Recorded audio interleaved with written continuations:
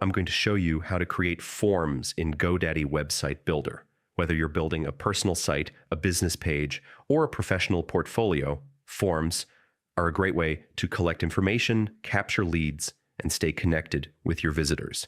Let's dive right in and walk through the process step by step. First, open your favorite browser and head over to the GoDaddy homepage. If you already have an account, make sure you're logged in. That way, you'll have instant access to your website projects without extra steps.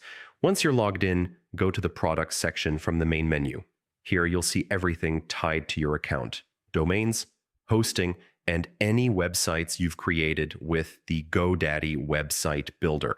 Now, look for the section labeled Websites plus Marketing. This is where GoDaddy combines website tools and marketing features in one place. Next to the website you want to edit, click Manage. This will open the dashboard for your site.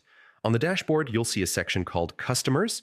Click on it, and you'll be taken to the area where you can manage visitor interactions, including forms. This is especially useful for businesses, bloggers, or anyone who wants to engage more effectively with their audience. Inside the Customers area, look for Sign Up Forms. This is your starting point for creating and customizing the forms that visitors will fill out. Next, click the button that says Add a Sign-Up Form.